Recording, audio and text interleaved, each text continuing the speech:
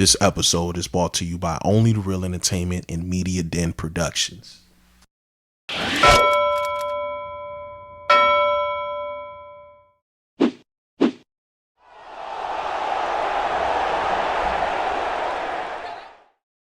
So I got my boy Cam. What's happening, y'all? I got my boy Cam with me.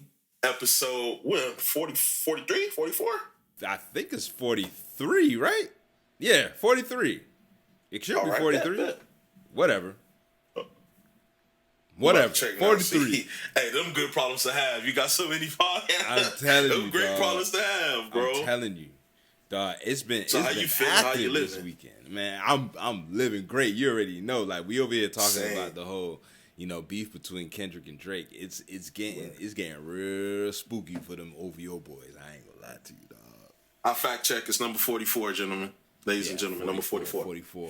It's getting active. You know me. I'm a podcaster, but what a lot of people know me for is this music. Mm-hmm. I'm super excited. So you said that this beef is just showing you that if you piss off a good amount of people, bruh, expound on that. I want you to follow the nuggets. Like, he does Scary Hours 3, which is for all the dogs deluxe. He gets Alchemist on there, an Alchemist beat, which is legendary because we've always wanted the Rapidy Rap Drake. We all like Rapidy Rap Drake. He does that, and Alchemist produced Meet the Grams. He shouts out YG on Family Matters, and This Is Us is produced by Mustard, his main producer. You go crazy on Metro, and the producer community is tight-knit, bro. Very tight-knit. So you make an enemy in Metro, or Metro makes you an enemy. And Metro been going on a tweeting frenzy, by the way. He's been going in on Drake. That's his rapping. You ain't gonna get Metro to spit a verse. He said for him to go make a beat. He got the BBL Drizzy beat. I've people trying to get me to rap on that. I don't know. I don't know if I'm gonna crash out. We'll see. But if you piss Ross off, he goes on to do it, and it's like, man, you and Ross made a lot of hits. The narrative is Drake helped him make a lot of hits, but Aston Martin music was beneficial for both artists, so it stayed scheming.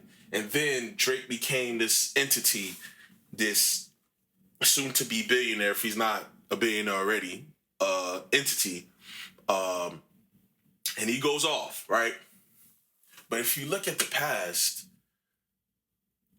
it's a switch up that a lot of people wasn't comfortable with. One person being Kendrick Lamar. Which if you understand Kendrick's background and where he's from, you could get why that would specifically piss him off. He's watched a lot of people die very young, go to jail very young.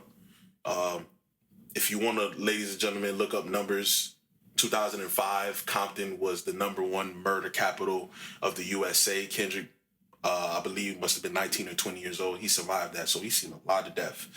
And for you to essentially cosplay or allude to living that street life, and you're a nice kid, nice biracial kid who grew up in Toronto, who was on Degrassi, it could piss him off. You know what I mean? Outside of the other allegations, the pedophile and other daughter, it's just, I think the crux of it is that for Kendrick. And I just believe that he done popped a lot of guys' girls, and just over the years, the Wayne situation, when you pop the chick, he's in jail, the Ross situation where you sending his ex a special invitation to the concert, and apparently you and Future fell out over said strip. It's a lot of a girl snaking, and if you snake enough people, bruh, it's just, it don't matter how big you is. He's probably the second biggest rapper outside of Bad Bunny. And it's just, I think he takes a slide in this whole thing because of the optics of how it all looks. What about character? Because I've always looked at it, and I've been telling y'all too, because we've been talking a lot, during this whole thing. But I think it's also a character thing, and that's why Kendrick is carving him up with the character, aspect. Because, dog, like, and everybody go through this. Like, I think that some people try to put celebrities in this box where they don't go through just like normal stuff Life. that humans go. Like this is Right. life stuff, bro. Right. Everybody has been in a situation where they had somebody around that normally wouldn't be around, but they're kept around because maybe they have certain things that other people don't have, or you know, whatever. In this case, I'll just use the example of, because Ross has been saying this, and some people take it as a joke, which it was a joke, obviously, but at the same time, I think that there's truth behind the joke of him saying, you know, white boy, and you the dude that, you know, always wanted to be around, but you wasn't a part of the niggas. Like, when he says stuff like that, you know what I mean? Like, I think there's some credence to it, and I think a lot of other artists, both producers as well as rappers, even singers, have noticed that, and they've been holding that in. But because he's Drake, because he's a cash cow, because he's who he is, what he could do for him, whatever, I think that is something that they feel like is small enough for them to tuck, to do business. But after a while, things just get worse. I mean, whether it's accents, whether it's hairstyles, whether it's certain things that are popping up out of nowhere about him. Like, bruh, just that whole blackface thing that came out with during the whole Pusha T thing was just like, wow, that was like another side of Drake that nobody even knew about. Now right. we started to get videos of him and he's squeezing other dudes' butts, and he got gay porn. He got gay porn in his locker room and all this other bruh. But then also another video I did see of him is, I don't know if it looks like a reality show, you know, and he was younger and he was having dinner with like 3 other like people that were white. It was him, a chick, and then a dude and a chick. I guess they were on a double date. And Drake was like teaching them Toronto slang, but the way how he was doing it, it sounded like gentrified. Not even gentrified. I'm gonna tell you, it sounds like somebody that went across the bridge for the first time and heard a lot of stuff and was like, "Oh shoot, wow, they're saying this, whatever." And then he brought it over and told them about it. And then when they was like, "Oh wow," you know, they said that, he was like, "Yeah," and they was like, "Oh wow, that's interesting." He was like, "No, it's pretty ignorant." And it's just like stuff like that. When you look at it, and you're like, "Oh, see, I get it now." I think a lot of dudes seen that in him, right, on a personal basis, and it's like, buddy, really like a real deal human machine. Like, he's not one of us for real. He's just a dude that just was around because he got cool stuff in his crib. He got the Sega Genesis in his crib. He got the trampoline in the backyard. He's the kid that y'all go outside and y'all outside playing football or basketball or whatever, and y'all like, "Hey, let's go over to so and so's crib. He got the pinball machine in there or whatever." Right. But that shit is not outside. And when he does come outside with y'all still like just carry on like he not even there.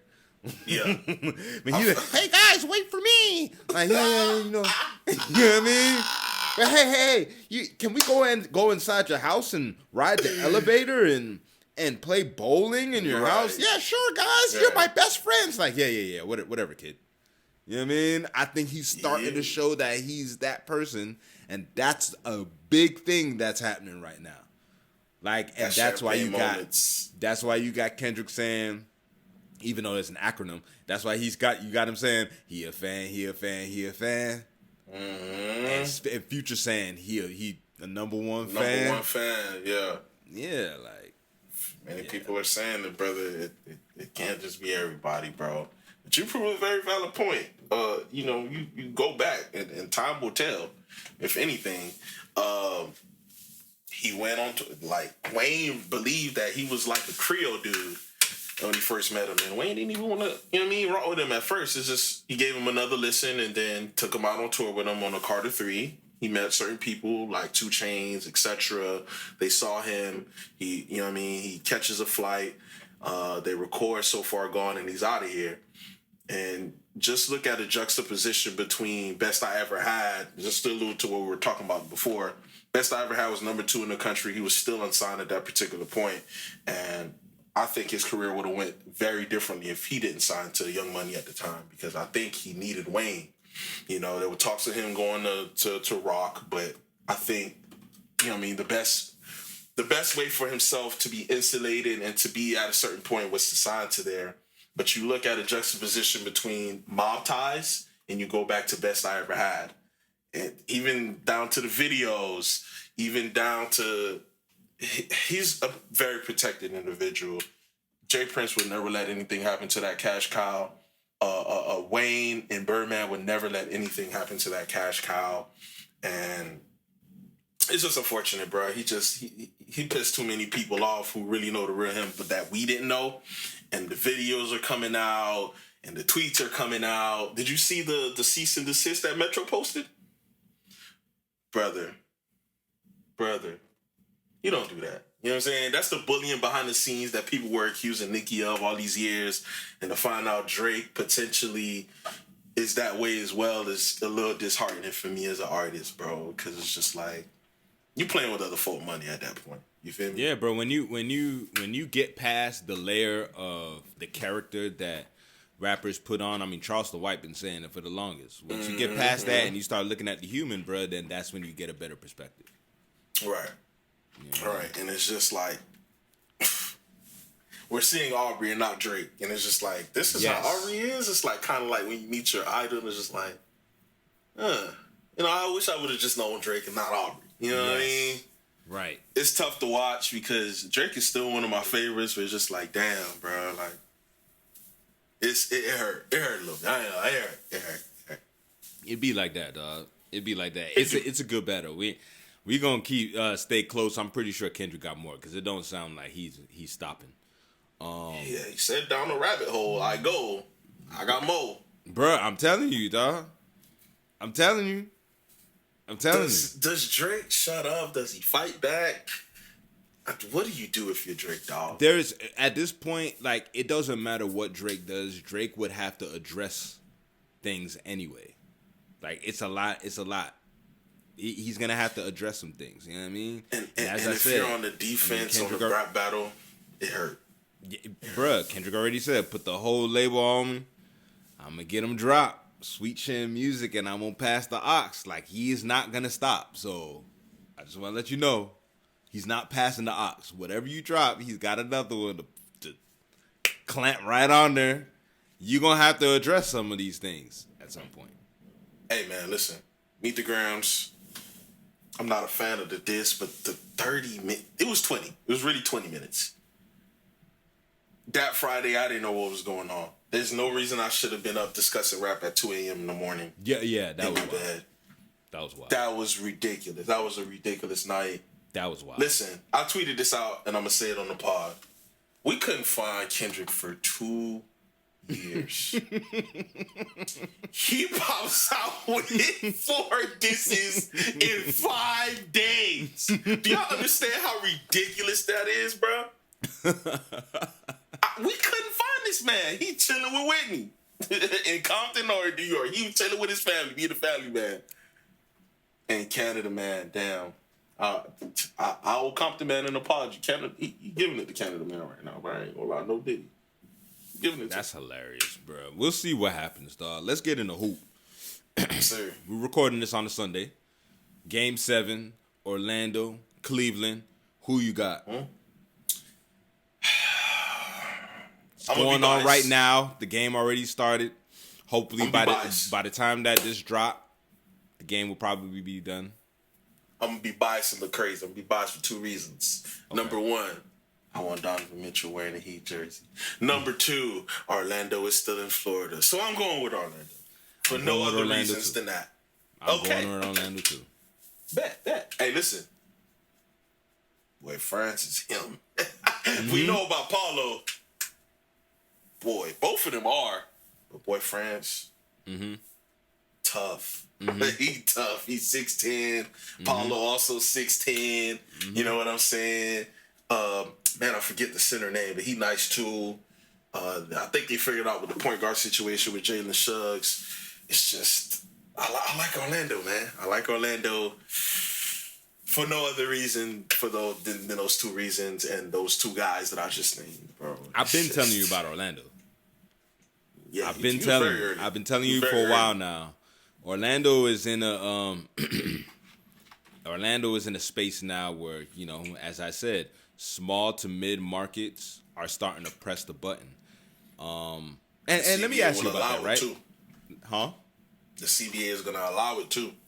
Absolutely. Well, bro, they put themselves in position to do that because they've been asked for so long. Right. That's very true. You know what I mean? Very true.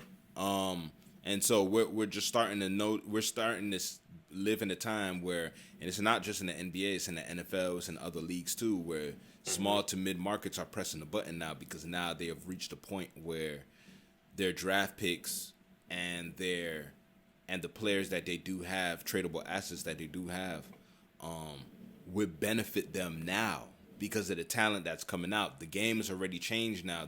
A mentality has changed in the game now. Now, some people thought that 3-point shooting was like this big grand thing during 2000 and during, you know, the Golden State reigning years. Bruh, that was only the beginning. Right now, we're starting to see teams that are literally dedicating their offenses to shooting threes now. Like, 1,000. Golden State wasn't necessarily an offense that is just shooting threes. It just so happens that they have two of the best shooters. The best. You know what I mean? But a lot of it is read and react offense trying to get the best possible shot through space.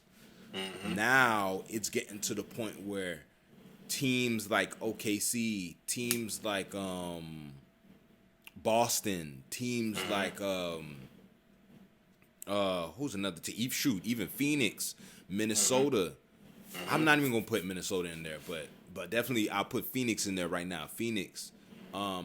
These teams are building. I mean, these franchises are building teams to specifically target 3-point shooting. Everybody's gonna shoot. And we're going to run 5-out concepts all day. We're just going to shoot your head off. Right, you know what I mean? right. So, and if you practice it enough, which, you know, they've had essentially 10 years to catch up to try to lock in, and they've seen how the league is going, and these guys are coming up in high school and college training to be this way. Exactly. They weren't training to be that way prior. You know what I mean? Exactly. And so now that the game, because that's where the game is going to be for a while now. Exactly. So now you can press the button on guys that are already in that game, and then you can dominate that game while everybody's playing catch up. Right. Exactly. So, Orlando is pressing that button. Orlando's gonna get a start, just like OKC. I think OKC and Orlando is gonna be two teams that in the summer they're gonna try to go for a star. Well, it's particularly Orlando because not only are they a small market team. Them hanging up Shaq's jersey was definitely monumental, celebrating their players like we discussed in previous pods before. But that no state tax, boy, that no state tax is people gonna look at it like, okay, it's gonna help out a lot. I might take a look over here. And you're living in Florida, bro. 3-hour drive to Miami if you need to come down here, and you're in Orlando. Yeah, you take your kids to Disney, do whatever you need to do, and you can lock in. Like, you can lock in. I've lived in Orlando for 2 years. I know that that's a place where, I mean, in this case, you know, you're a basketball player. You can really go there and lock in. Orlando is what I would call a developing city. Like, it's still Orlando, but it's constantly developing. It's more things being built. It's every time I go to Orlando, which I usually go maybe once, twice a year, it's new buildings. Yeah, it's always developing. It's always developing. You know what I mean? But people also don't understand that Orlando is in Central Florida. It's in the middle of Florida. Right. So once you get outside of Orlando on any side, north, south, east, west, you're gonna end up in boondock territory. Yep. You know what I'm saying? So you can really lock in versus you play for the Heat. I mean, thank God the Heat franchise is the way how they are. Right. If they weren't, there's a lot of distractions. Oh my God. And it's gonna take a while before you drive away from the distractions. You can still get distractions in Broward and Palm Beach. Yeah. You see what I'm saying? Facts. So Orlando's in a good spot. We have to jump in. We gotta jump in. Ant-Man, bro. Timothy. Ant-Man, bro. You don't even need to expand on the topic, bro. Just you saying that. I watched a master class from a 22-year-old. I haven't seen a master class from somebody that young since Braun and the Pistons. I'm gonna say it again. I haven't seen a masterpiece for somebody that young in the playoffs since Braun and the Pistons. Not saying they're the same game. This is the reigning defending champions, bro. This is the best player in the league in Jokic, bro. It didn't matter who. He was busting everybody. And put KCP on him, work. You see when he did the AG on that one jumper? Work. Reggie Jackson, work. But Jamal Murray, work. It didn't matter who was guarding him. He didn't care. It's the footwork. It's the handle. It's the midi. And let's not even get started on how athletic this human being is. And the mentality to go along with it. Oh, you having a good quarter right now? I'm on him. Yeah, Mike Conley, move around. Yeah, Mike Conley, move. We need your veteran leadership because you've been in the trenches with the Grizzlies. Move around right now. I'm locking him up. I saw him do that to KD. I saw him do that to Book. It didn't matter who. You going off right now? Let me guard you. You feel me? It's the mentality. He has the physical ability to go along with it. And he's 22. He's 22. That's all I kept saying about this. This is a 22-year-old doing this to the grown veteran men, bruh.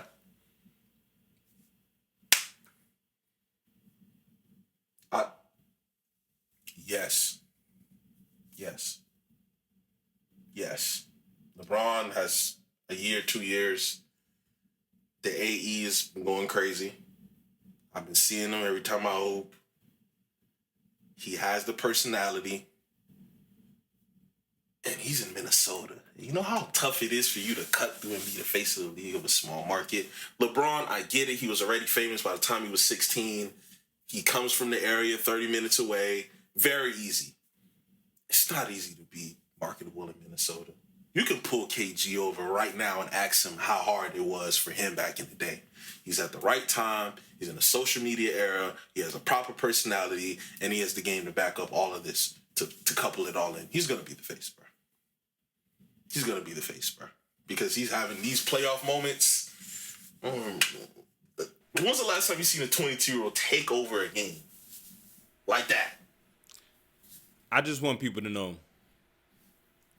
in 42 minutes, Anthony Edwards put up 43 points, 7 rebounds, 2 blocks, shooting 58% from the field, 17 for 29, 3 for 7 from the 3, made all 6 of his free throws, and only had 1 turnover.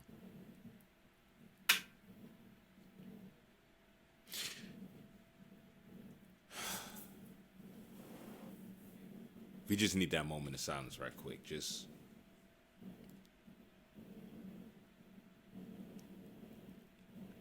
I need y'all to understand that, like,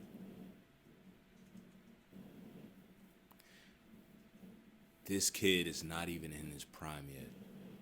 Nowhere near it. Nowhere near his prime yet. Statistics and history said he's not going to hit it for another 5 to 6. And he went into Denver, Colorado. With their altitude. And their defending champions. Dropped 43 on their head top in game 1. After sweeping the Phoenix Suns. That had KD, Book, and Bill. Man, oh man. We are going to get some entertaining basketball. Oh my goodness. I cannot wait. He gonna let you know when he giving it to you. He gonna let you know. Goodness. They gave him a tee, which the tee was egregious. He just looked at him after he bullied Reggie Jackson, which is that y'all are tripping. Let people talk whatever talk they got. If you want to shut him up, stop the man. He gonna let you know about it. MJ-esque, Larry Bird-esque. He's gonna tell you when he dropping you off. And I feel like the league needs to get back to that. What do you have for that matchup? Do you have Minnesota? Do you have Denver? And whichever one, what game do you see them taking it? Wolves in 6. And I say 6 because I think Yoke could get you a game. I think Murray could get you a game. Other than that, they have the size. They have the I don't give a damn factor that I like to talk about, even though they're young. They've already endured 2 playoff exits that were tough. And again, I'm going to say it again, the size. I feel like that was the number one thing that killed the Lakers. The inability to complete a possession. People don't understand how valuable rebounds are. You can do whatever it is that you need to do and lock up your man and make your man miss, but who cares if they get the board? It erases the defense that you were just playing if you do not secure the board. And you're not doing that. Jaden McDaniels is 6'11". Cat is 7 feet tall. Gobert is 7'2". You can't outbig them. I get that Denver also has a large lineup, but you're not about to just board up all day. Ant will go in there and crash a board. He had 7 last night. Because I think they're going to win the rebounding battle, because I believe in Ant-Man's delusion, I think Wolves in 6. I ain't gonna lie to you. Uh-oh. I ain't gonna lie. Yeah, I already know what's coming. Pause. If the Wolves go into Ball Arena and take game 2, oh my God. Let me get close to the camera. Hey. Is you crashing out, or is you potted, or is you both? Hey. Y'all might need to go get the keys.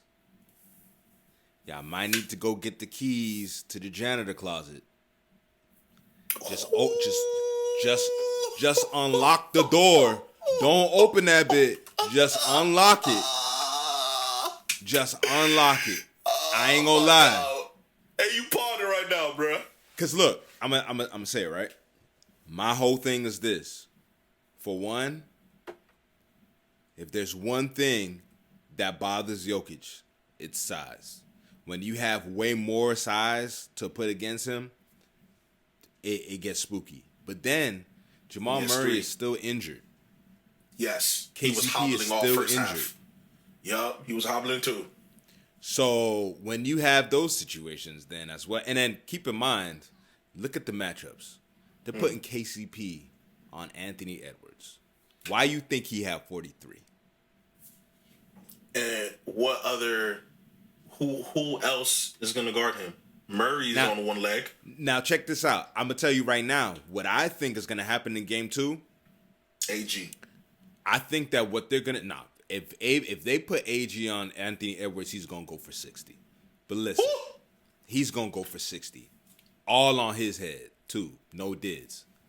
But look, what I think is gonna happen is they're going to try to change that defensive matchup rotation-wise by staggering KCP's minutes with Peyton Watson, because at least that's what I would do, to put Peyton Watson on AE on Anthony Edwards. And truthfully, I would tell Peyton,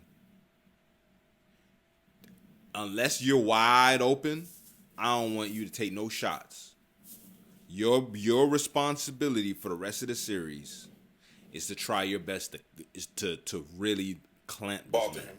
Mm-hmm. Because now I'm going to have to send doubles. And let me tell you something about Anthony Edwards. I was talking about this last night. Mm-hmm. There's some superstars in the NBA that they get rattled when doubles come. Right. Devin Booker, he gets rattled when doubles come. Jaylen Brown gets rattled when doubles come. Yep. Jason Tatum gets rattled when doubles come. Yep. These dudes get rattled when Anthony Edwards don't give a damn about a double. Here's an important factor. Here's what last year taught me that I knew he was going to improve that. Number one, he went on Team USA. But prior to him going to Team USA, yeah, I know they got KD, but we got Jaden McDaniels. Like, oh my God. And he was right. I'm like, okay, I need this delusion. yeah. And then he goes on, when they swept Phoenix, he says, Cat, I just said, you got to get out of foul trouble. You're our best offensive player. There's no matchup for him. I'm like, this is a leader. He believes in his teammates infinitely. And this is the best, at this point, 100 to 200 best players in the world, because this is the playoffs. You know what I mean? Guys are going to hit shots if they have that C word, which is confidence. And if your best player is instilling that confidence to you, that's why he don't give a damn. Jaylen Brown and Jason Tatum, it's a high turnover rate in Boston. So I feel like they don't have that camaraderie. Ant has pretty much been with the same guys for 3 seasons now. It's different, and it's a smaller market, and Minnesota, they're pretty much the only guys in Minnesota. You know what I mean? He don't care. He's passing that ball. And I seen what Mike Conley did in that third quarter. Boy, did he take it over for a while. Oh. And then I saw what Naz Reid did in the fourth quarter. Boy, did he take it over for a while. Masterpiece. So it's Master just like class. So it's just like it's gonna be tough for Denver.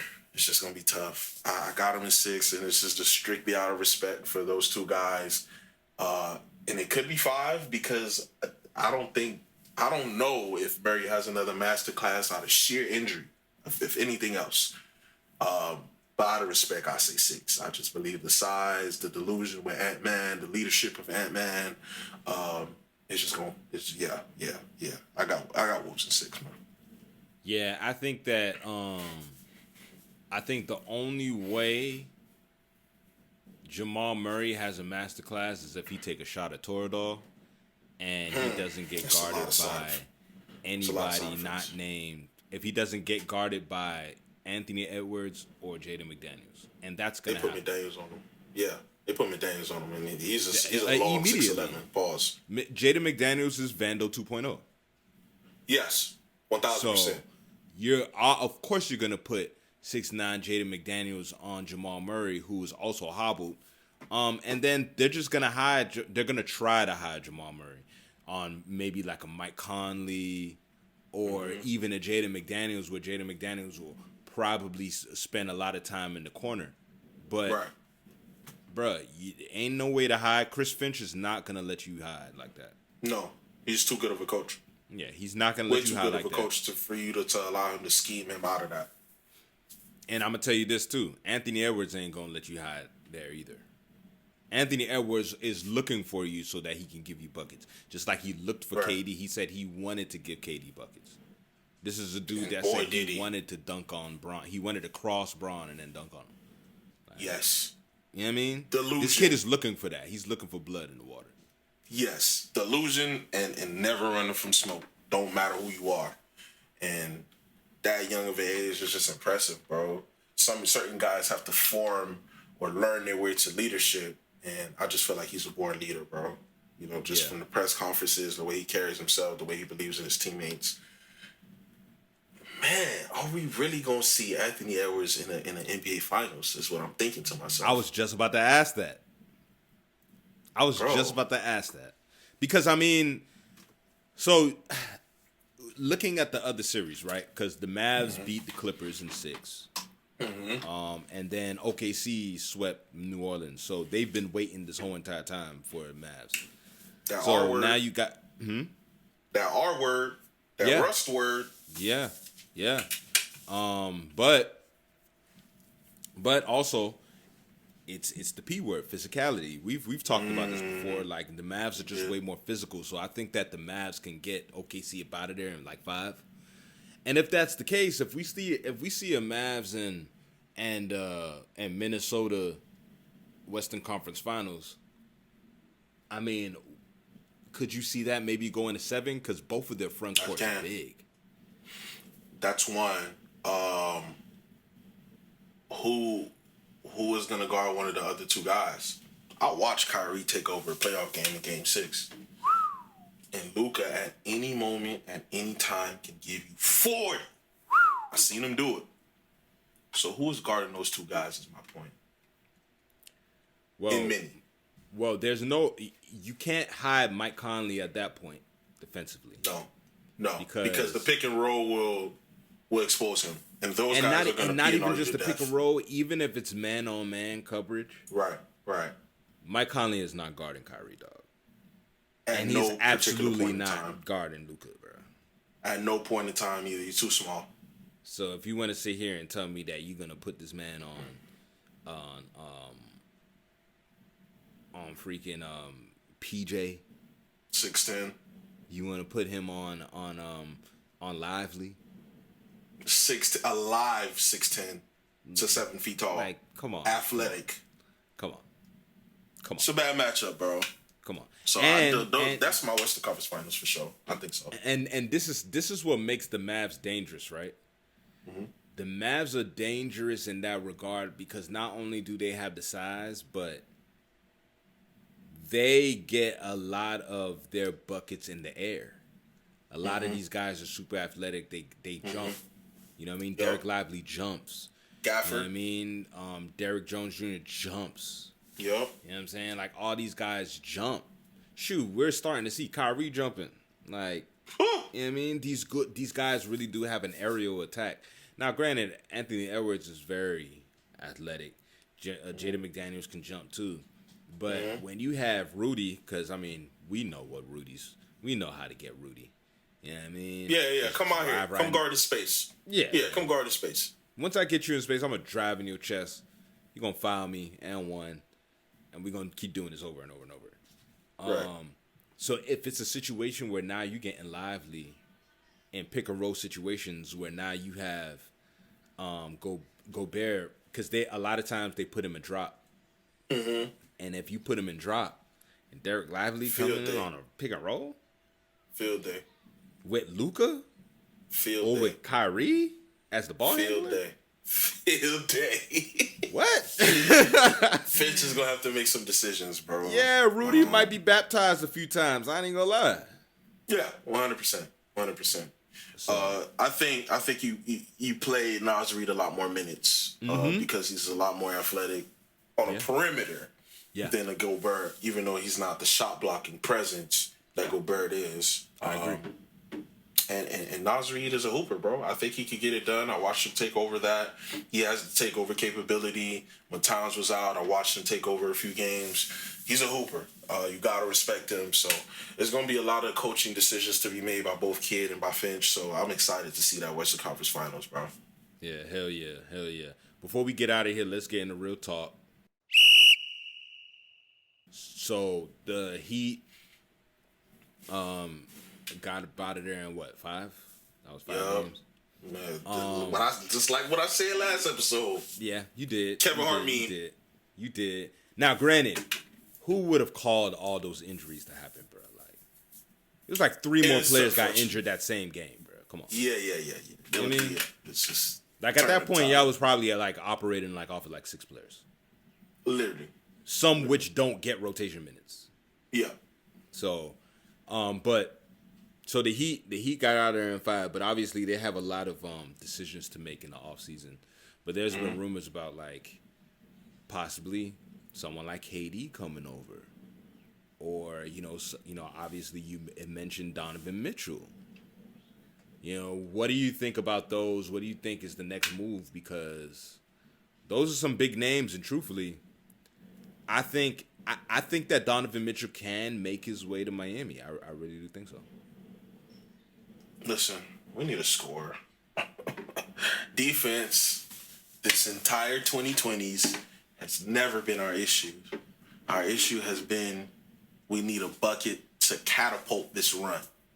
We got the stops. We need to put the bucket in the... we can't do that? Okay, now they come back and continue the run. We need a bucket getter.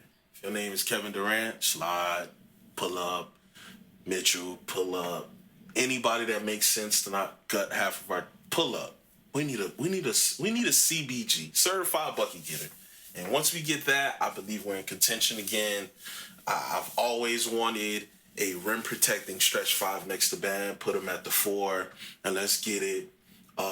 I'm probably the only person in South Florida that would like for us to draft Zach Edey, if for not anything, to just let's see what he does in the 2-3 zone.